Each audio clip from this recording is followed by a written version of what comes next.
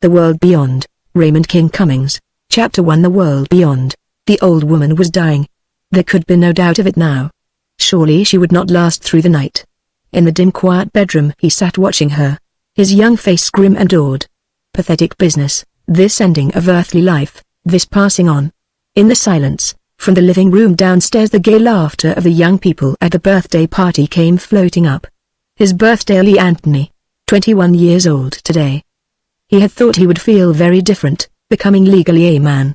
But the only difference now, was that old Anna Green, who had been always so good to him, who had taken care of him almost all his life, now was dying. Terrible business.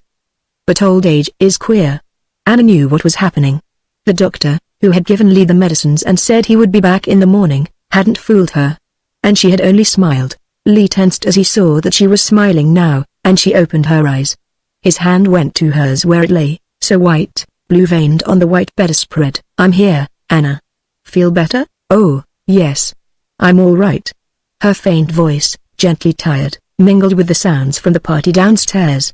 She heard the laughter. "You should be down there, Lee." "I'm all right. I should have postponed it," he said. "And what you did, preparing for it," she interrupted him, raising her thin arm, which must have seemed so heavy that at once she let it fall again. "Lee, I guess I am glad you're here. Wanted to talk to you, and I guess it better be now. Tomorrow you're too tired now, for me," she said with her gentle smile. "There may not be any tomorrow. Not here. Your grandfather, Lee, you really don't remember him?" "I was only 4 or 5. Yes. That was when your father and the mother died in the aero accident and your grandfather brought you to me." Very vaguely he could remember it. He had always understood that Anna Green had loved his grandfather, who had died that same year. "What I want to tell you, Lee," she seemed summoning all her last remaining strength. "Your grandfather didn't die. He just went away. What you've never known, he was a scientist. But he was a lot more than that. He had dreams. Dreams of what we mortals might be, what we ought to be but are not. And so he went away." This dying old woman, her mind was wandering. "Oh yes," Lee said. "But you're much too tired now, Anna dear. Please let me tell you. He had some scientific apparatus. I didn't see it. I don't know where he went. I think he didn't know either, where he was going. But he was a very good man, Lee. I think he had an intuition, an inspiration. Yes, it must have been that. A man inspired. And so he went. I've never seen or heard from him since. Yet what he promised me, if he could accomplish it tonight, almost now, Lee, would be the time." Just a desperately sick old woman whose blurred mind was seeing visions. The thin wrinkled face, like crumpled white parchment, was transfigured as though by a vision. Her sunken eyes were bright with it. A wonderment stirred within Lee Anthony. Why was his heart pounding?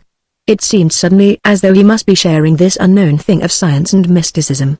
As though something within him, his grandfather's blood perhaps, was responding. He felt suddenly wildly excited. "Tonight?" he murmured. "Your grandfather was a very good man, Lee, and you, Anna, all my life I have known how good you are. Not like most women, you are just all gentleness, just kindness." That was maybe just an inspiration from him. Her face was bright with it. "I've tried to bring you up the way he told me. And what I must tell you now about tonight, I mean because I may not live to see it." Her breath gave out so that her faint tired voice trailed away. "What?" he urged. "What is it, Anna?" "About tonight." What a tumult of weird excitement was within him. Surely this was something momentous. His 21st birthday. Different, surely, for Lee Anthony than any similar event had ever been for anyone else. "He promised me when you were 21, just then at this time, if he could manage it, that he would come back." "Come back, Anna?" "Here?" "Yes. To you and me. Because you would be a man brought up, the best I could do to make you be like him, because you would be a man who would know the value of love and kindness, those things that ought to rule this world but really do not." This wild, unreasoning excitement within him. "You think he will come tonight, Anna?" "I really do. I want to live to see him. But now I don't know." He could only sit in silence, gripping her hand. And again the gay voices of his guests downstairs came up like a roar of intrusion. They didn't know that she was more than indisposed. She had made him promise not to tell them. Her eyes had closed, and now she opened them again. "They're having a good time, aren't they, Lee? That's what I wanted for you and them both. You see, I've had to be careful not to isolate you from life as it is. Because your grandfather wanted you to be normal, a healthy, happy, regular young man. Not queer, even though I've tried to show you, if he's coming tonight, Anna, we shouldn't have guests here. When they have had their fun. They have. We're about finished down there. I'll get rid of them. Tell them you're not very well. She nodded. Perhaps that's best now. He was hardly aware of how he broke up the party and sent them away. Then in the sudden heavy silence of the little cottage, here in the grove of trees near the edge of the town, he went quietly back upstairs. Her eyes were closed. Her white face was placid. Her faint breath was barely discernible. Failing fast now. Quietly he sat beside her. There was nothing that he could do. The doctor had said that very probably she could not live through the night. Poor old Anna. His mind rehearsed the life that she had given him. Always she had been so gentle, so wise, ruling him with kindness. He remembered some of the things she had reiterated so often that his childish mind had come to realize their inevitable truth. The greatest instinctive desire of every living creature is happiness. And the way to get it was not by depriving others of it. It seemed now as though this old woman had had something of goodness inherent to her, as though she were inspired. And tonight she had said, with her gentle smile as she lay dying, that if that was so it had been an inspiration from his grandfather, something of science which his grandfather had devised, and which had enabled him to go away. What could that mean? Go where? And why had he gone? To seek an ideal? Because he was dissatisfied with life here? Her half-incoherent words had seemed to imply that. And now, because Lee was 21, a man, his grandfather was coming back. Because he had thought that Lee would be able to help him? Help him to do what? He stirred in his chair. It was nearly midnight now. The little cottage, this little second-floor bedroom where death was hovering, was heavy with brooding silence. It was awesome, almost frightening. He bent closer to the bed. Was she dead? No, there was still a faint fluttering breath. But it seemed now that there would be no strength for her to speak to him again. Mysterious business, this passing on. Her eyelids were closed, a symbol of drawn blinds of the crumbling old house in which she had lived for so long. It was almost a tenantless house now. And yet she was somewhere down there behind those drawn blinds. Reluctant perhaps to leave, still she lingered, with the fires going out so that it must be cold. Cold and silent where she huddled. Or was she hearing now the great organ of the beyond with its sweep of harmonies summoning her to come, welcoming her? A shiver ran through young Lee Anthony as he saw that the pallid bloodless lips of the white wrinkled face had stirred into a smile. Down there somewhere her spirit soared and a little frightened, doubtless had opened some door to let the sound of the organ in and to let in the great riot of color which must have been outside. And then she had not been frightened, but eager. He realized suddenly that he was staring at an empty shell and that old Anna Green had gone. A sound abruptly brought Lee out of his awed thoughts. It was outside the house, the crunching of wheels in the gravel of the driveway, the squeal of grinding brakes. A car had stopped. He sat erect in his chair, stiffened, listening, with his heart pounding so that the beat of it seemed to shake his tense body. His grandfather returning? An automobile horn honked. Footsteps sounded on the veranda. The front door bell rang. There were voices outside as he crossed the living room, a man's voice, and then a girl's laugh. He flung open the door. It was a young man in dinner clothes and a tall blonde girl. Tom Franklin, and a vivid, theatrical-looking girl, whom Lee had never seen before. She was inches taller than her companion. She stood clinging to his arm. Her beautiful face, with beaded lashes and heavily rouged lips, was laughing. She was swaying. Her companion steadied her, but he was swaying himself. Easy, Viv, he warned. We made it, told you we would. Hello there, Lee, old man, your birthday, think I'd forget a thing like that? Not on your life. So we come to celebrate, meet Vivian Lamotte for a no mine. Nice kid, Viv, you'll like her. Hello, the girl said. She stared up at Lee. He towered above her, and beside him the undersized and stoop-shouldered Franklin was swaying happily. Admiration leapt into the girl's eyes. Say, she murmured, you sure are a swell looker for a fact. He said you were, but my God, and his birthday too, Frank agreed, so we're gonna celebrate. His slack-jawed, weak-chinned face radiated happiness and triumph. Came fast to get here in time. I told Viv I could make it, we never hit a thing. Why, yes, come in, Lee agreed awkwardly. He had only met young Tom Franklin once or twice, a year ago now, and Lee had completely forgotten it. The son of a rich man, with more money than was good for him. With old Anna lying there upstairs, surely he did not want these happy inebriated guests here now. He stood with them just inside the threshold. I'm awfully sorry, he began. My birthday, yes, but you see old Mrs. Green, my guardian, just all the family I've got, she died just a few minutes ago upstairs here. I've been here alone with her. It sobered them. They stared blankly. Say, my God, that's tough, the girl murmured. Your birthday too. Tommy, listen, We gotta get going, can't celebrate. It seemed that there was just a shadow out on the dark veranda. A tall figure in a dark cloak. Why, what the hell, Franklin muttered. A group of gliding soundless figures were out there in the darkness. And across the living room the window sash went up with a thump. A black shape was there, huddled in a great loose cloak which was over the head so that the thing inside was shapeless. For an instant Lee and his two companions stood stricken. The shapes seemed babbling with weird unintelligible words. Then from the window came words of English. We want slow words, strangely intoned. Young Tom Franklin broke in on them. Say, what the devil, who do you people think you are? Come in here. He took a swaying step over the threshold. There was a sudden sharp command from one of the shapes. Lee jumped in front of the girl. On the veranda the gliding figures were engulfing Franklin. He had fallen. Lee went through the door with a leap, his fist driving at the cowled head of one of the figures, a solid shape that staggered backward from his blow. But the others were on him, dropping down before his rush, gripping his legs and ankles. He went down, fighting. And then something struck his face, something that was like a hand, or a paw with claws that scratched him. His head suddenly was reeling, his senses fading. How long he fought Lee did not know. He was aware that the girl was screaming and that he was hurling clutching figures away, figures that came pouncing back. Then the roaring in his head was a vast uproar. The fighting, scrambling dark shapes all seemed dwindling until they were tiny points of white light like stars in the great abyss of nothingness. He knew as though it were a blurred dream that he was lying inert on the veranda, with Franklin and the girl lying beside him. The house was being searched. Then the muttering shapes were standing here. Lee felt himself being picked up. And then he was carried silently out into the darkness.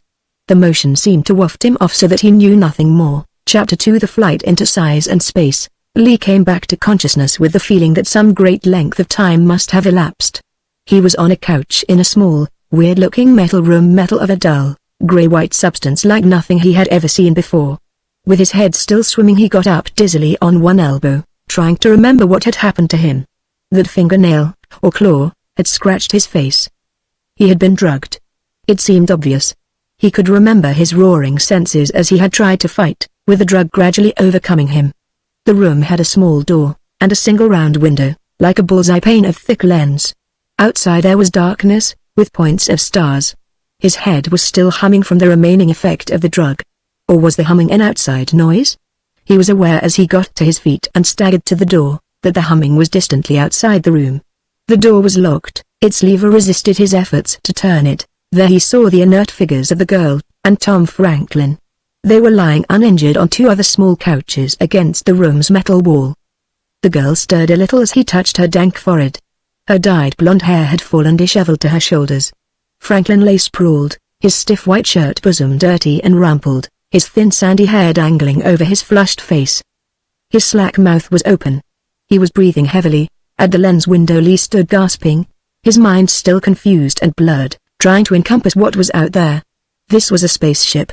A small globular thing of white metal. He could see a rim of it, like a flat ring some 10 feet beneath him. A spaceship, and obviously it had left the Earth. There was a black firmament, dead black monstrous abyss with white blazing points of stars. And then, down below and to one side there was just an edge of a great globe visible. The Earth, with the sunlight edging its sweeping crescent limb. The Earth, down there with a familiar coastline and a huge spread of ocean like a giant map in monochrome. Back on the couch Lee sat numbed. There was the sound of scraping metal, a door slide in the wall opened. A face was the Rayman with a blur of opalescent light behind him. You are all right now? A voice said, yes. I guess so. Let me out of here. Let him out of here? To do what? To make them head this thing back to Earth. To Lee Anthony as he sat confused, the very thoughts were a fantasy. Off the Earth. Out in space.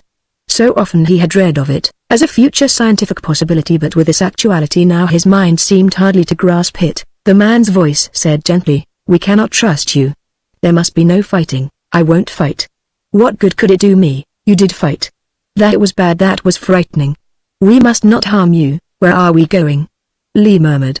Why in the devil are you? We think now it is best to say nothing. We will give you food through here.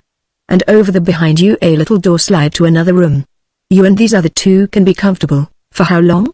Lee demanded. It should not seem many days. Soon we shall go fast. Please watch it at the window. He would want that.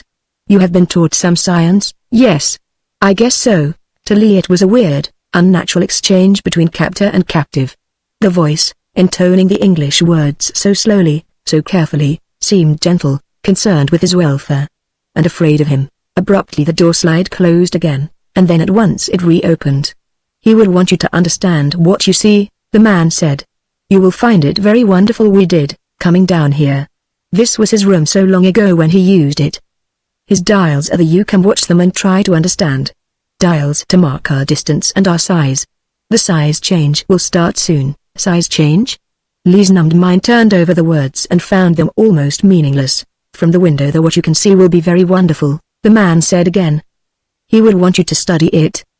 "Please do that." The door slide closed. "What you can see from the window will be very wonderful." No one, during the days that followed, could adequately describe what Lee Anthony and Thomas Franklin and Vivian saw through that lens window. A vast panorama in monochrome. A soundless drama of the stars, so immense, so awesome that the human mind could grasp only an infinitesimal fragment of its wonders. They found a little door which led into another apartment. There were tables and chairs of earth style, quaintly old-fashioned. Food and drink were shoved through the door slide. The necessities of life and a fair comfort of living were provided. But their questions, even as the time passed and lengthened into what on earth might have been a week or more, remained unanswered. There was only the gentle but firm negation. "We have decided that he would want us to say nothing. We do not know about this girl and this smaller man. We brought them so that they could not remain on Earth to talk of having seen us. We are sorry about that. He probably won't like it." "He? Who the devil are you talking about?" Franklin demanded. "See here, if I had you fellows back on Earth now I'd slam you into jail. Damned brigands. You can't do this to me. My father's one of the most important men in New York." But now the door slide quietly closed. A week? It could have been that, or more. In a wall recess of the room Lee found a line of tiny dials with moving pointers. Miles, thousands of miles. 1,000,000, 10 millions, 100 million. A light year, tens, thousands. And, for the size change, a normal diameter, unit 1 and then up into thousands, for hours at a time, silent, awed beyond what he had ever conceived the emotion of awe could mean, he sat at the lens window, staring out and trying to understand. The globe ship was some 500,000 miles out from Earth when the size change of the weird little vehicle began. It came to Lee with a sudden shock to his senses, his head reeling, and a tingling within him as though every fiber of his being was suddenly stimulated into a new activity. "Well, my God," Vivian gasped. "What are they doing to us now?" The three of them had been warned by a voice through the door slide, so that they sat together on one of the couches, waiting for what would happen. "This I wish they wouldn't do it," Franklin muttered. "Damn them, I want to get out of here." Fear seemed to be Franklin's chief emotion now, fear and a petty sense of personal outrage that all this could be done to him against his will. Often, when Lee and the girl were at the windows, Franklin had sat brooding, staring at his feet. "Easy," Lee said. "It evidently won't hurt us. We're started in size change. The globe, and everything in it, is getting larger, weird." The grey metal walls of the room were glowing now with some strange current which suffused them. The starlight from the window lens mingled with an opalescent sheen from the glowing walls. It was like an aura, bathing the room, an aura which seemed to penetrate every smallest cell particle of Lee's body, stimulating it. Size change. Vaguely, Lee could fathom how it was accomplished. His mind went back to many scientific articles he had read on the theory of it. Only theory, those imaginative scientific pedants had considered it, and now it was a reality upon him. He recalled the learned phrases the writers had used. The state of matter. In all the universe, the inherent factors which govern the state of matter yield most readily to a change. An electronic charge, a current perhaps akin to, but certainly not identical with electricity, would change the state of all organic and inorganic substances. A rapid duplication of the fundamental entities within the electrons and electrons themselves, so unsubstantial mere whirlpools of nothingness, a rapid duplication of the fundamental whirlpools that would add size. The complete substance with shape unaltered would grow larger. Or just theory, but here, now, it was brought to an accomplished fact. Within himself, Lee could feel it. But as yet, he could not see it. The glowing room and everything in it was so weirdly luminous, there was no alteration in shape. These objects, the figure of Vivian beside him, and the pallid frightened Franklin, relative to each other they were no different from before. And the vast panorama of starry universe beyond the lens window, the immense distances out there, made any size change as yet unperceivable. But the size change had begun, there was no question of it. With his senses steadying, Lee crossed the room. A weird feeling of lightness was upon him. He swayed as he stood before the little line of dials in the wall recess. 500,000 miles from Earth. More than twice the distance of the moon. The globe had gone that far with accelerating velocity, so that now the pointers marked 100,000 miles an hour out beyond the moon, heading for the orbit line of Mars. Now the size change pointers were stirring. Unit 1, the size this globe had been as it rested on Earth, 50 feet in height, and some 30 feet at its midsection bulge. Already that unit was 2, a globe which, if it were on Earth, would be 100 feet high. And Lee himself? He would be a giant more than 12 feet tall now. He stood staring at the dials for a moment or two. That little pointer of the first of the size change dials was creeping around. An acceleration. Another moment and it had touched Unit 4. A 200-foot globe. And Lee, if he had been on Earth, would already be a towering human nearly 25 feet in height. Behind him, he heard Franklin suddenly muttering, "If only I could change without everything else changing. Damn them all, what I could do." "You're nuts," Vivian said. "I don't see anything growing bigger, everything here just the same." Her laugh was abruptly hysterical. "This room, you two, you look like ghosts. Say, maybe we're all dead and don't know it." Queerly her words sent a shiver through Lee. He turned, stared blankly at her. This weird thing. The electronic light streaming from these walls had a stroboscopic quality. The girl's face was greenish, putty-colored, and her teeth shone phosphorescent. "Maybe we're all dead and don't know it." Lee knew that this thing was a matter of cold, precise, logical science. Yet who shall say but what mysticism is not mingled with science? A thing, which if we understood it thoroughly, would be as logical, as precise as the mathematics of science itself. Death? Who shall say what, of actuality, death may be? A leaving of the mortal shell? A departure from earthly substance? A new state of being? Surely some of those elements were here now. And, logically, why could there not be a state of being not all death, but only with some of its elements? I don't like this," Franklin suddenly squealed. On the couch he sat hunched, trembling. "Something wrong here, Lee, damn you, Lee, don't you feel it?" Lee tried to smile calmly. "Feel what? We're not alone here," Franklin stammered. "Not just you and Vivian and me, something else is here, something you can't see, but you can almost feel. And I don't like it, a presence." Was there indeed something else here, of which now in this new state of being they were vaguely aware? Something much like a fellow voyager making this weird journey with them? Lee's heart was so wildly beating that it seemed smothering him. Unit 10. 20. 100. With steady acceleration, the lowest size change pointer was whirling, and the one above it was moving. The globe was 5,000 feet high now. And on Earth Lee would have been a monstrous titan over 600 feet tall. A globe, and humans in that tremendous size, the very weight of them. In a moment more of this growth would disarrange the rotation of the Earth on its axis, and then abruptly Lee found himself envisaging the monstrous globe out here in space. A thing to disarrange the mechanics of all the celestial universe. In an hour or two, with this acceleration of growth, the globe would be a huge meteorite, then an asteroid. He stared at the distant dials. With the growth had come an immense augmentation of velocity. 100,000 miles an hour that had been accelerated 100-fold now. 10 million miles an hour. Through the window lens Lee gazed, mute with awe. The size change was beginning to show. Far down, and to one side the crescent Earth was dwindling. Mars was far away in another portion of its orbit. The moon was behind the Earth. There were just the myriad blazing giant worlds of the stars, infinitely remote, with vast distances of inky void between them. And now there was a visible movement to the stars. A sort of shifting movement, an hour, a day, a week. Who shall try and describe what Lee Anthony beheld during that weird outward journey? For a brief time, after they swept past the orbit of Mars, the great planets of Jupiter and Saturn were almost in a line ahead of the plunging, expanding globe.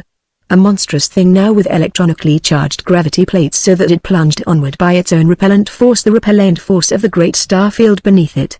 Lee stared at Jupiter, a lead-colored world with its red spot like a monster's single glaring eye.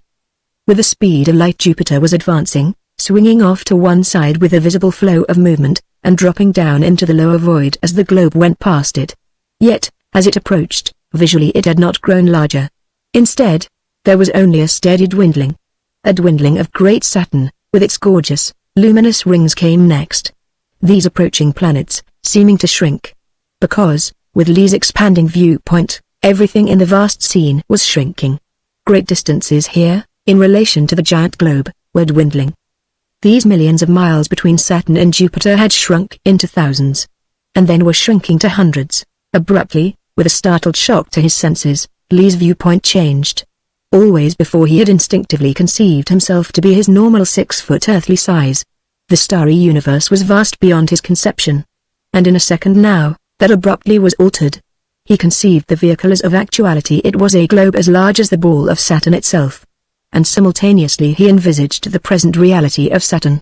Out in the inky blackness it hung, not a giant ringed world millions of miles away, but only a little ringed ball no bigger than the spaceship, a ringed ball only 8 or 10 times as big as Lee himself.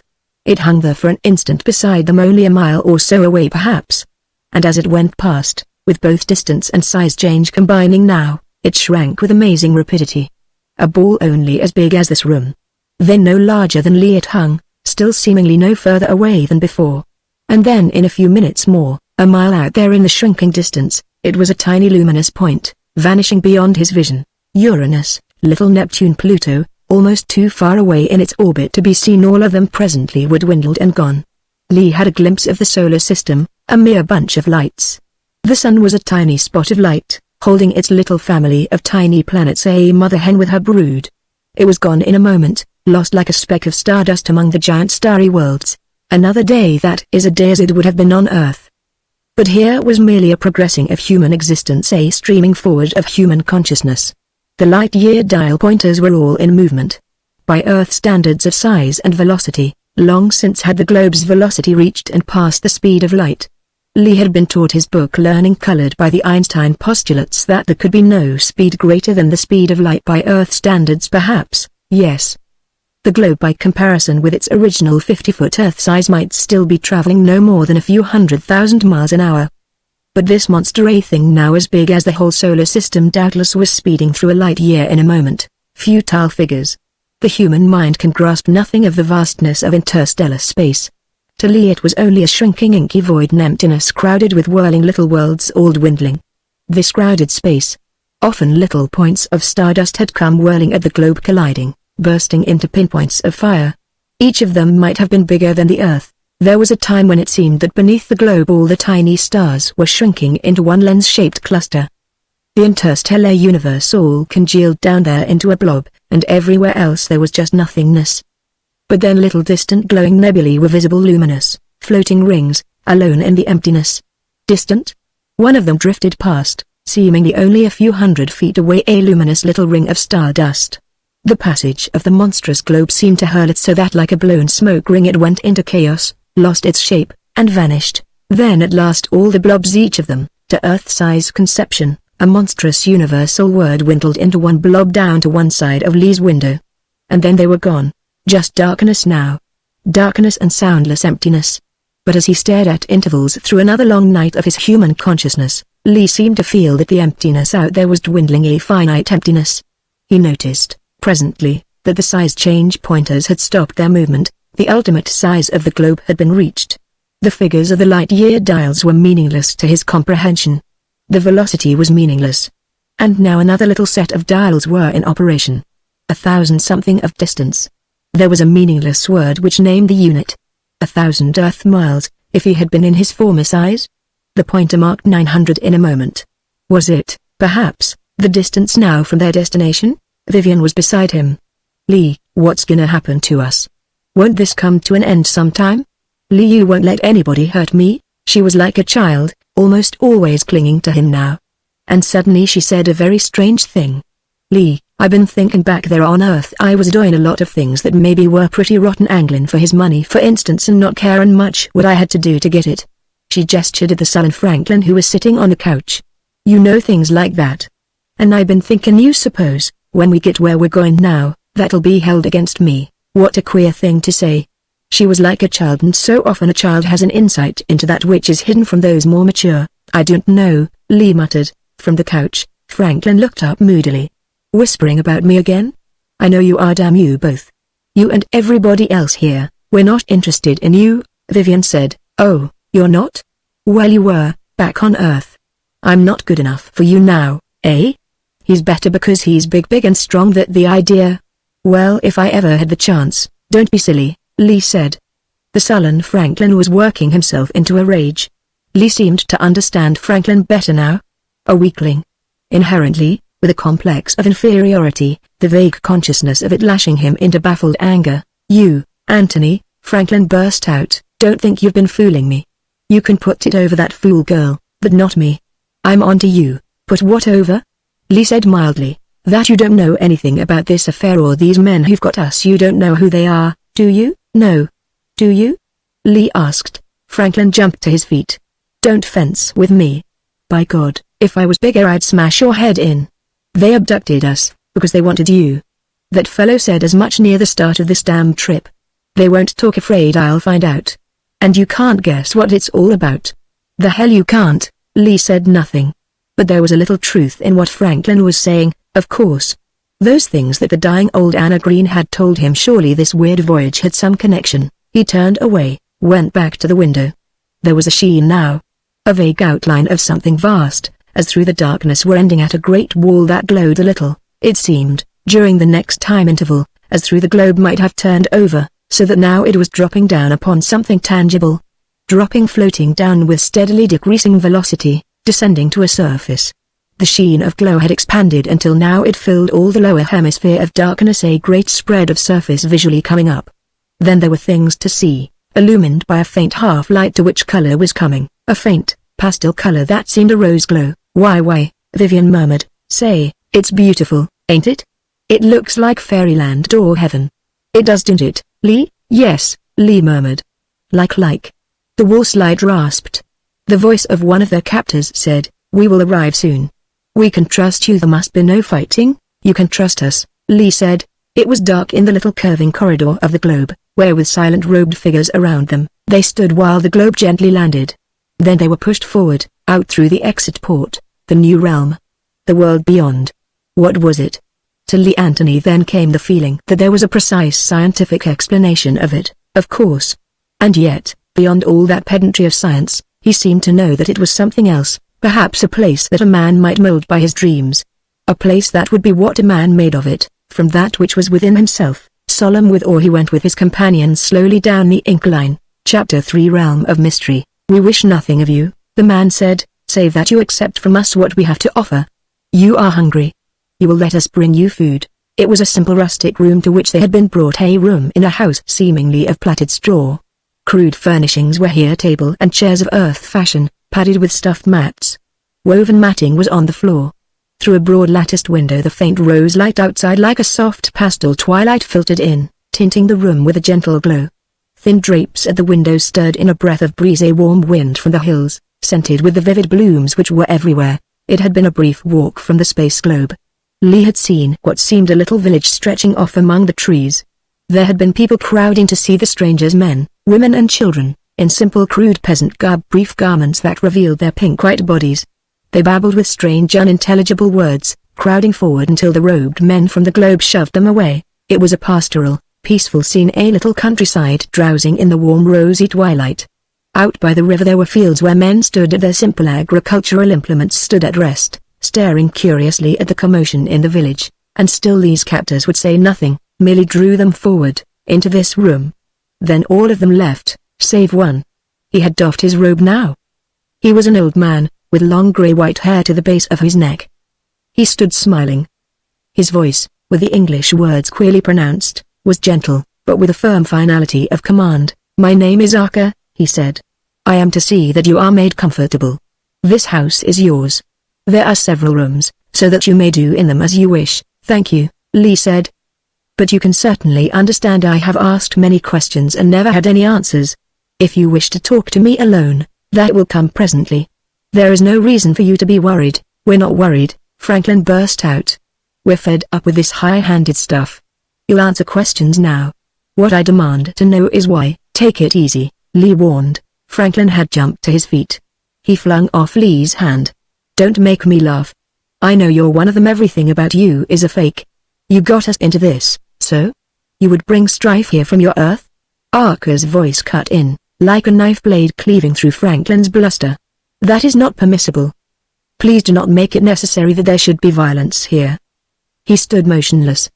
But before his gaze Franklin relaxed into an incoherent muttering. "Thank you, Arthur said. I shall send you the food. He turned and left the room. Vivian collapsed into a chair. She was trembling. Well, my God, what is all this? Lee, that old man with his gentle voice, he looked like if you crossed him you'd be dead. Not that he'd hurt you, it would be something else. You talk like an ass, Franklin said. You've gone crazy and I don't blame you, this damned weird thing. For all that old man's smooth talk, we're just prisoners here. Look outside that window. It was a little garden, drowsing in the twilight. A man stood watching the window. And as Lee went to the lattice, he could see others, like guards outside. The man who brought their simple food was a stalwart fellow in a draped garment of brown plaited fiber.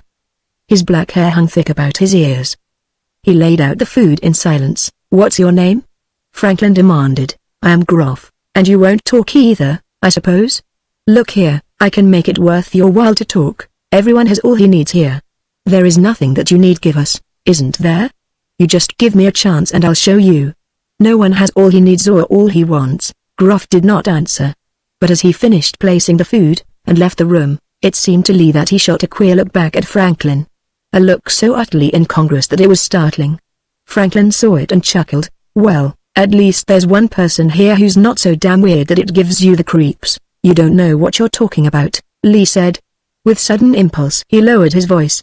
Franklin, listen, there are a few things that perhaps I can tell you. Things that I can guess that Vivian senses. I don't want to hear your explanation. It would be just a lot of damn lies anyway. All right. Perhaps it would. We'll soon know, I imagine. Let's eat, Vivian said. I'm hungry, even if I am scared. To Lee it seemed that the weird mystery here was crowding upon them.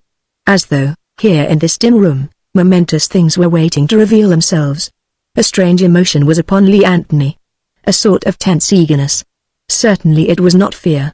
Certainly it seemed impossible that there could be anything here of which he should be afraid. Again his mind went back to old Anna Green and what she had told him of his grandfather. How far away, how long ago that had been. And yet, was Anna Green far away now?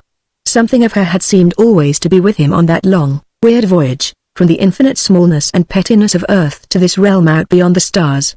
And more than ever now, somehow Lee seemed aware of her presence here in this quiet room. Occultism. He had always told himself that surely he was no mystic. A practical fellow, who could understand science when it was taught him, but certainly never could give credence to mysticism. The dead are dead, and the living are alive, and between them is a gulf and abyss of nothingness. Now he found himself wondering. Were all those people on Earth who claimed to feel the presence of dead loved ones near them? Were those people just straining their fancy, just comforting themselves with what they wished to believe? Or was the scoffer himself the fool? And if that could be so, on Earth, why could not this strange realm be of such a quality that an awareness of those who have passed from life would be the normal thing? Who shall say that the mysteries of life and death are unscientific?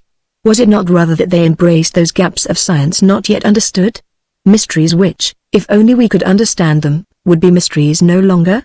Lee had left the table and again was standing at the latticed windows, beyond which the drowsing little garden lay silent, and empty now. The guard who had been out here had moved further away. His figure was a blob near a flowered thicket at the house corner. And suddenly Lee was aware of another figure. There was a little splashing fountain near the garden's center, a rill of water which came down a little embankment and splashed into a pool where the rose light shimmered on the ripples. The figure was sitting at the edge of the pool, a slim young girl in a brief dress like a drape upon her. She sat, half reclining on the bank by the shimmering water, with her long hair flowing down over her shoulders and a lock of it trailing in the pool. For a moment he thought that she was gazing into the water. Then as the light which tinted her graceful form seemed to intensify, he saw that she was staring at him. It seemed as though both of them, for that moment, were breathless with a strange emotion awakened in them by the sight of each other. And then slowly the girl rose to her feet. Still gazing at Lee, she came slowly forward with her head angling, framing her small oval face. The glow in the night air tinted her features. It was a face of girlhood, almost mature, a face with wonderment on it now. He knew that he was smiling. Then, a few feet from the window, she stopped and said shyly, "You are Lee Anthony?" "Yes, I am Aura. When you have finished eating, I am to take you to him." "To him?" "Yes. The one of our guidance. He bade me bring you." Her soft voice was musical, to her, quite obviously. The English was a foreign tongue. "I'm ready," Lee said. "I'm finished." One of her slim bare arms went up with a gesture. From the corner of the little house the guard returned, came inside. Lee turned to the room. The guard entered. You are to come, he said. So we just stay here, prisoners, Franklin muttered. He and Vivian were blankly staring as Lee was led away. Then in a moment he was alone beside the girl who had come for him. Silently they walked out into the glowing twilight, along a little woodland path with the staring people and the rustic, nestling dwellings blurring in the distance behind them. A little line of wooded hills lay ahead. The sky was like a dark vault, empty. The pastel light on the ground seemed inherent to the trees and the rocks. It streamed out like a faint radiation from everywhere. And then, as Lee gazed up into the abyss of the heavens, suddenly it seemed as though very faintly he could make out a tiny patch of stars. Just one small cluster, high overhead. The universe you came from, Aura said. Yes. The crown of her tresses as she walked beside him was at his shoulder. He gazed down at her. To whom are you taking me? It seems that I could guess. I was told not to talk of that. Well, all right. Is it far? No. A little walk just to that nearest hill. Again they were silent. My Earth, he said presently, do you know much about it? A little. I have been told. It seems so far away to me now. She gazed up at him. She was smiling. Is it? To me it seems quite close. She gestured. Just up there. It seemed far to you. I suppose that was because you were so small, for so long, coming here, like a man the size of an ant, trying to walk 10 miles. Of course, it would be a monstrous trip. But if that man was steadily to grow larger, as he progressed he would cover the distance very quickly. Well, Lee said, I suppose I can understand that. You were born here, Aura? Yes. Of course. Your world here, what is it like? She gazed up at him as though surprised. You have seen it. It is just a simple little place. We have not so many people here in the village, and about that many more those who live in the hills close around here. You mean that's all? Just this village? Just a few thousand people? Oh, there are others, of course. Other groups like ours, I guess out in the forests everywhere, in all the forests, maybe. Her gesture toward the distant, glowing, wooded horizons was vague. We have never tried to find out. Why should we? Wherever they are, they have all that they need or want. So have we. The thing was so utterly simple. He pondered it. And you are very happy here? Her wide eyes were childlike. Why yes. Of course. Why not? Why should not everyone be happy? Well, he said, there are things, yes. I have heard of them. Things on your Earth which the humans create for themselves, but that is very silly. We do not have them here. Surely he could think of no retort to such childlike faith. Her faith. How horribly criminal it would be to destroy it. A priceless thing, human happiness, to be created out of the faith that it was the normal thing. He realized that his heart was pounding, as though now things which had been dormant within him all his life were coming out, clamoring now for recognition. And then, out of another silence he murmured, Aura, you're taking me to my grandfather, aren't you? He came here from Earth and then he sent back there to get me? Yes, she admitted. So you know it? But I was instructed to. All right. We won't talk of it. And he's told you about me? Yes, she agreed shyly. She caught her breath as she added, I have been waiting for you a long time. Shyly she gazed up at him. The night breeze had blown her hair partly over her face. Her hand brushed it away so that her gaze met his. I hoped you would be, well, like you are, she added. Oh, he said awkwardly. Well, thanks, and you, she murmured out of another little silence. You, I hope I haven't disappointed you. I am the way you want, like you wished. What a weird thing to say. He smiled. Not ever having heard of you, Aura, I can't exactly say that I. He checked himself. Was she what he had wished? Why yes, surely he had been thinking of her in his dreams, all his life vaguely picturing something like this for Lee Anthony. I guess I have been thinking of you, he agreed. No, you haven't disappointed me, Aura. You are. He could find no words to say it. We are almost there, she said. He will be very happy to have you come. He is a very good man, Lee. The one, we think, of the most goodness and wiseness, to guide us all. The path had led them up Harakey Defile, with gnarled little trees growing between the crags. Ahead, the hillside rose up in a broken, rocky cliff. There was a door, like a small tunnel entrance. A woman in a long white robe was by the door. He is here, Aura said. Young Anthony, you go in. Silently they passed her. The tunnel entrance glowed with the pastel radiance from the rocks. The radiance was a soft blob of color ahead of them. You will find that he cannot move now, Aura whispered. You will sit by his bed. And talk softly. You mean he's ill? Well, what you would call paralysis. He cannot move. Only his lips, his eyes. He will be gone from us soon, so that then he can only be unseen. A visitor. A whisper trailed off. Lee's heart was pounding, seeming to thump in his throat as Aura led him silently forward. It was a draped, cave-like little room. Breathless, Lee stared at a couch, a thin old figure lying there, a frail man with white hair that framed his wrinkled face. It was a face that was smiling, its sunken, burning eyes glowing with a new intensity. The lips moved, a faint old voice murmured. "And you are Lee?" "Yes, grandfather." He went slowly forward and sat on the bedside. Chapter 4 Mad Giant.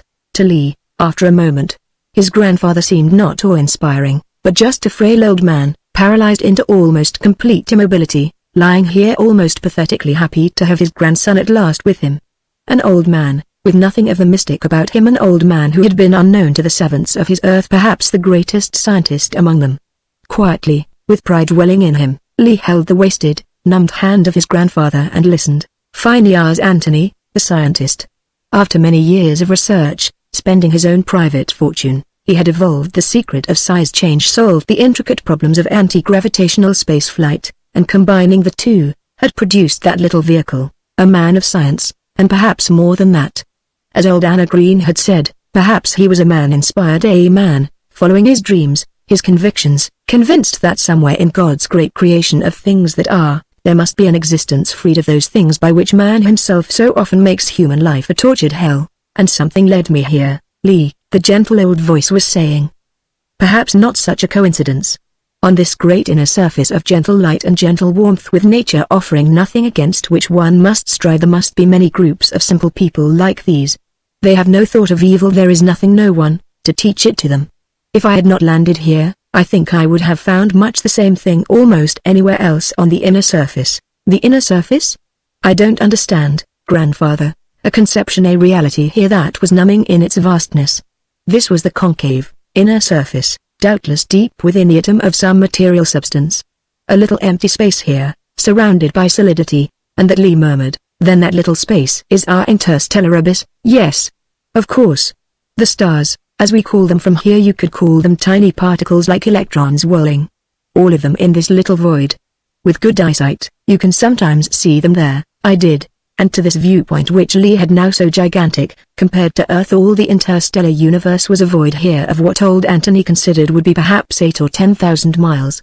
A void, to Lee now, was itself of no greater volume than the Earth had been to him before. Silently he pondered it. This inner surface not much bigger, to him now, than the surface of the Earth is to its humans. Suddenly he felt small, infinitely tiny. Out here beyond the stars, he was only within the atom of something larger, a human, partly on his way emerging outward. It gave him a new vague conception. As though now, because he was partly emerged, the all-wise Creator was giving him a new insight. Surely in this simple form of existence humans were totally unaware of what evil could be. Was not this a higher form of life than down there on his tiny Earth? The conception numbed him with awe. "You see, Lee, I have been looking forward to having you become a man, to having you here," old Anthony was saying. As he lay, so utterly motionless, only his voice, his face, his eyes, seemed alive. It was an amazingly expressive old face, radiant, transfigured. "I shall not be here long. You see? And when I have gone on, when I can only come back here as a visitor like Anna Green." "You have been aware of her, Lee?" "Yes, grandfather. Yes, I think I have. The awareness is more acute, here, than it was back on Earth. A very comforting thing, Lee. I was saying I want you here. These people, so simple you might almost think them childlike, they need someone to guide them. The one who did that just as I came, was dying. Maybe that is what led me here. So now I need you." It welled in Lee with an awe, and a feeling suddenly of humbleness and of his own inadequacy, so that he murmured, "But grandfather, I would do my best, but surely, I think it will be given you the ability, and I've been thinking, Lee, if only sometime it might be possible to show them on Earth." Lee had been aware that he and old Anthony were alone here. When Lee entered, Aura had at once withdrawn. Now, interrupting his grandfather's faint, gentle voice, there was a commotion outside the underground apartment. The sound of women's startled cries, and Aura's voice. Then Aura burst in, breathless, pale, with her hair flying, and on her face and in her eyes a terror so incongruous that Lee's heart went cold. He gasped, "Aura! Aura, what is it? This terrible thing, that man who came with you, that man, Franklin, he talked with Groff. Some evil spell to put upon Groff, it could only have been that." Lee seized her. "What do you mean?" Talk slower. Groff? The man who served us that meal. Yes, Groff. And 2 of the men who were to guard there. What that man said to them did to them, and when old Arca found it out he opposed them. Her voice was drab with stark horror, so new an emotion that it must have confused her, so that now she just stood trembling. Child, come here over to me. Old Anthony's voice summoned her. Now talk more slowly, try and think what you want to tell us. What happened? Oh, I saw old Arca, him whom I love so much, who always has been so good to me, to us all. I saw him lying there on the floor. Words so unnatural here that they seemed to reverberate through the little cave room with echoes that jostled and muttered like alien, menacing things which had no right here and yet were here. You saw him lying there? Lee prompted. Yes. His throat, with red blood running out of it where they had cut him, and he was dying. He died while I stood there. The first murder. A thing so unnatural. Old Anthony stared for an instant, mute at the girl who now had covered her face with her hands as she trembled against Lee. Killed him? Lee murmured. On Anthony's face there was wonderment, disillusion, and then bitterness. So? This is what comes to us, from Earth? Lying so helpless. Old Anthony could only murmur that now Lee must do what he could. Your own judgment, my son, do what you can to meet this. The sunken, burning eyes of the old man flashed. If there must be violence here, let it be so. Violence for that which is right, grandfather, yes. That miserable cowardly murderer, to meet force, with force. Surely, even in a world of ideals, there is no other way. With his fists clenched, Lee ran from the cave room. Frightened women scattered before him at its entrance. Where had Franklin gone? That fellow Groff, and 2 or 3 of the guards had gone with him. Cynicism swept Lee. He remembered the look Groff had flung at Franklin. Even here in this realm, because it was peopled by humans, evil passions could brood.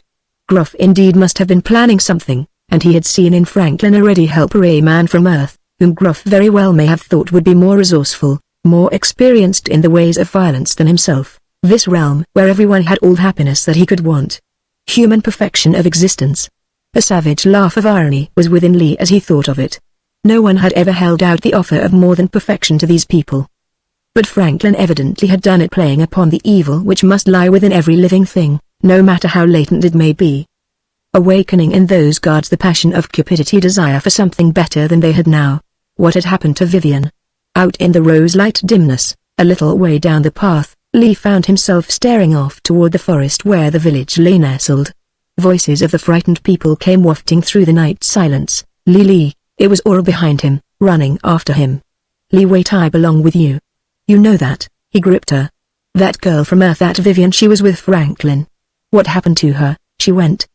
He took her. She went voluntarily? Yes. The people saw her running out with Franklin, and Groff and the other men. Oh, Lee, what are you going to do? I don't know. He stood for a moment, dazed, confused, panting, his fingers twitching. If only he could get a grip on Franklin's throat. And so Vivian went too. That was a laugh, girl of the streets, pretty worthless, on Earth. But here she had seemed to sense what this realm could mean. Aura, where would Groff be likely to go? Go? Why, I do remember. Groff often went up into the hills. He never said why. Would they have any weapons? Weapons? Her eyes widened as though for a second she did not comprehend. Weapons? You mean instruments with which to kill people? No, how could there be? But a knife can kill. A knife cut old Arca's throat. We have knives in the houses, and knives that are used for the harvests. She had turned to gaze out toward the glowing hills. Oh, Lee, look, numbed, with their breath catching in their throats. They stared. Out by the hills a man's figure rose up, monstrous, gigantic figure, Franklin. He stood beside the little hill, with a hand on its top, his huge bulk dwarfing it. Franklin, a titan, his head and shoulders looming monstrously against the inky blackness of the sky. Chapter 5, Combat of Titans. Aura, you think you know where Groff may have gone those times he went out into the hills? Yes. I think so. Lee, that giant, I think now I understand what must have happened. The giant shape of Franklin, a mile or 2 from them, had stood for a moment and then had receded, vanished momentarily as he moved backward behind the hills. Lee and Aura, stunned, still stood beside the little rocky path. Lee's mind was a turmoil of confusion, with only the knowledge that he must do something now, quickly. There were no weapons here in this peaceful little realm. 4 or 5 of these madman villains, what need had they of weapons? The monstrous power of size. The thought of it struck at Lee with a chill that seemed turning his blood to ice. The monster that Franklin had become, with a size like that he could scatter death with his naked hands. I remember now, Aura was gasping. There was a time when your grandfather was working on his science. Gruff was helping him then. Your grandfather taught Gruff much. Working at what? It was never said. Then your grandfather gave it up. He had decided it would not be wise here. Some individual apparatus, with the size change principle of the space globe. And Gruff had gotten the secret. An abnormality here. Gruff, with the power of evil latent within him, tempted by this opportunity. What could he have hoped to accomplish? Of what use to him would it be to devastate this little realm? Bitter irony swept Lee. Of what use was vast personal power to anyone?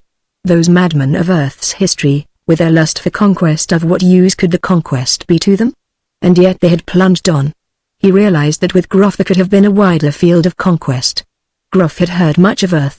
With the power of size here, he could master this realm, then seize the space globe. Go with it to Earth. Why, in a gigantic size there, he and a few villainous companions could master the Earth world. A mad dream indeed, but Lee knew it was a lustful possibility matched by many in Earth's history, and then Franklin had come here. Franklin, with his knowledge of Earth which Gruff would need. Franklin, with his inherent feeling of inferiority, his groping desire for the strength and power of size. What an opportunity for Franklin, Lee heard himself saying out of the turmoil of his thoughts. Then, or out there in the hills they've got some apparatus, of course, which, his words were stricken away. From somewhere in the glowing dimness near at hand there was a groan. A gasping, choking groan, and the sound of something falling. Lee over their roarers whispered words were drab with horror. A figure which had been staggering among the rocks near them, had fallen. They rushed to it. Vivian. She was trying to drag herself forward. Her hair, streaming down in a sodden mass, was matted with blood. Her pallid face was blood-smeared. Her neck and throat were a welter of crimson horror. Beside her on the ground lay a strange-looking apparatus of grids and wires, a metal belt, a skeleton helmet. She was gripping it with a blood-smeared hand, dragging it with her. Vivian, oh you, Lee? Thank God I got to you. Her elbows gave way, her head and shoulders sank to the rock.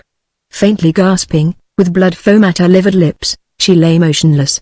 But her glazing eyes gazed up at Lee, and she was trying to smile. I went with them, that damned Franklin. He thought I was as bad as him. Her faint words were barely audible as he bent down to her. Just want to tell you, Lee, you're perfectly swell. I guess I fell for you. Didn't I? That's over now. Just wanted you to know it anyway. There's one of the damned mechanisms they've got. Where are they, Vivian? A cave, not very far from here, down that little ravine just ahead. They are in the 4 or 5 of them. Getting ready to. Blood was rattling in her throat, choking her. She tried, horribly, to cough. And then she gasped. I stole this mechanism. Franklin, he caught me, slashed me.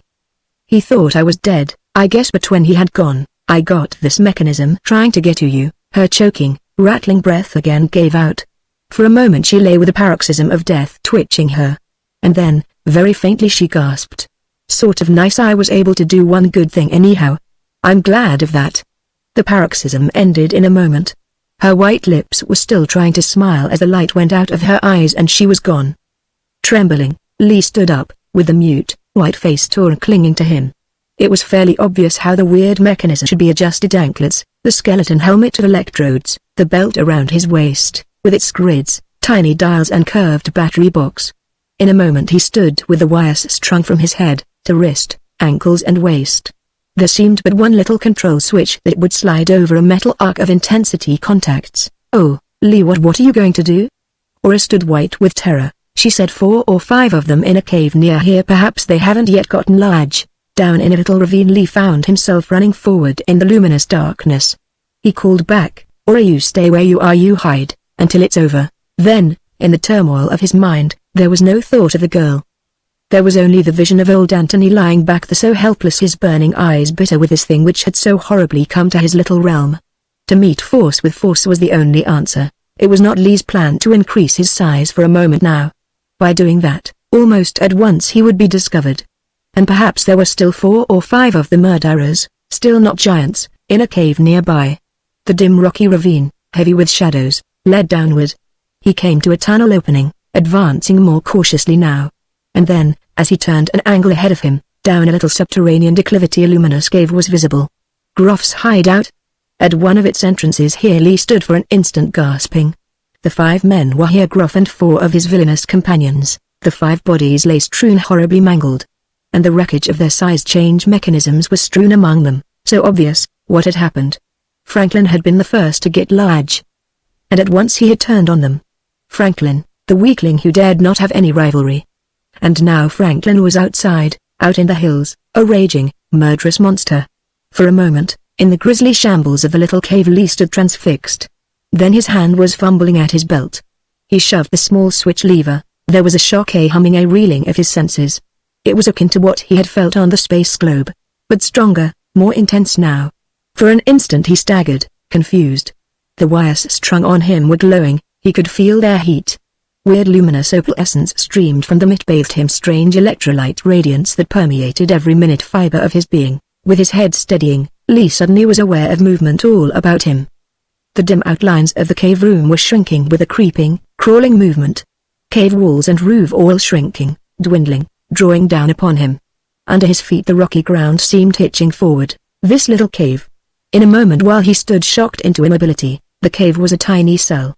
Down by his feet the gruesome, mangled corpses were the size of children. The cave roof bumped his head. He must get out of here. The realization stabbed him. Why, in another moment or two these dark walls would close upon him. Then with instant changing viewpoint he saw the true actuality. He was a growing giant, crouching here underground, a giant who would be crushed, mangled by his own monstrous growth. Lee turned, staggered into the little tunnel, shoved his way out. The walls pressed him. They seemed in a moment to close after him as he gained the outer glowing darkness. There was only a narrow slit in the dwindling cliff to mark the tunnel entrance. Lee had the wits to crouch in a fairly open space as he stared at the dwindling trees, the little hills, all shrinking. Franklin must be around here somewhere. Franklin doubtless would see him in a moment, and then as Lee rose up, Franklin saw him. Lee put a hand on one of the little hills at his waist, vaulted it so that he faced Franklin with what seemed no more than 100 feet between them. For that second Franklin was transfixed. Amazement swept his face. His muttering was audible. Why, what's this? An adversary had come to challenge his power. As Lee bounded forward, on Franklin's face while he stood transfixed, there was wonderment, disappointment, sudden instinctive fear, and then wild rage. He stooped, seized a boulder, hurled it at the oncoming Lee. It missed, and then Lee was on him, seizing him. Franklin's body had not been enlarging, but as he saw Lee coming, his hand had flung his switch. They gripped each other now, swaying, locked together, staggering.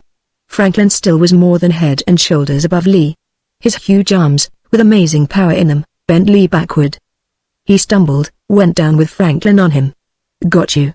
Damn you," he said. His giant hands gripped Lee's throat, but Lee was aware that his own body was enlarging faster than Franklin's, upon which the size current had only now started to act. If Lee could only resist just a little bit longer. His groping hands beside him on the ground seized a rock. Monstrous strangling fingers were at his throat. His breath was gone, his head roaring. Then he was aware that he had seized a rock and struck it up into Franklin's face. For a second the hands at Lee's throat relaxed. He gulped in air, desperately broke free and staggered to his feet. But Franklin was up as quickly. The tiny forest trees crackled under Lee's tread as again he hurled himself viciously on his antagonist. At the head of the distant ravine, the numbed aura crouched alone, staring out at the hills with mute horror, staring at the two monstrous giants slugging it out. Franklin was the larger. She saw Lee rise up, and with a hand on one of the hills, vault over it. Giants that loomed against the sky as they fronted each other and then crashed together, went down. Lee was underneath. Dear God, two monstrous bodies. Lee was lying with a ridge of crags under his shoulders. Franklin's voice was a blurred roar of triumph in the distance. Then she saw Lee's groping hand come up with a monstrous 50-foot boulder. He crashed it home. They were up again. Their giant staggering lunges had carried them 5 miles from her. They were almost the size of fighting titans. The blurred distant shapes of them were silhouettes against the glow of the sky. The forest out there was crackling under their tread. A blurred roar of breaking, mangled trees. It was just a few seconds while Aura stared, but each second was an eternity of horror. Then one of the monstrous figures was toppling. A great boulder had crashed on Franklin's head. He had broken loose, staggering while Lee jumped backward and crouched. For just a second the towering shape of the stricken Franklin loomed up in the sky. And then it fell crashing forward. A swift flowing stream was there, and the body fell across it, blocking the water which dammed up, then turned aside and went roaring off through the mangled forest. Lee, again in his former size, sat at old Antony's bedside, with Aura behind him. The news of the combat out there against the sky had come to Antony, the excitement of it, too much for his faltering old heart. "But you will be all right, grandfather. The thing is over now." "Yes. All right, of course, Lee. Just a visitor here and you will take my place." He lay now as old Anna Green had been that night, just on the brink. "Lee, listen to me, those mechanisms, the space globe, Lee. I realize now there is no possibility that we could help Earth, and surely it could only bring us evil here. What we have found here, don't you see, back on Earth each man must create it for himself. Within himself, he could do that, if he chose. And so you must disconnect us forever." "Yes, grandfather, and I guess that is all." For some time he seemed to hover on the brink, while Lee and Dora, sitting hand in hand, silently watched him. And then he was gone. The last of the mechanisms irrevocably was smashed. The little line of vacuums and tubes of the space globe's mechanisms went up into a burst of opalescent light under Lee's grim smashing blows. Then silently he went outside and joined Dora. Behind them, down the declivity toward the village, the people were gathering. He was silent, his heart pounding with emotion, as he faced them from a little eminence, faced them and heard their shouts, and saw their arms go up to welcome him.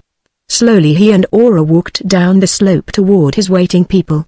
And with her by his side, her hand in his, Lee Antony knew then that he had found fulfillment, the attainment of that which is within every man's heart, man's heritage, those things for which he must never cease to strive, the end.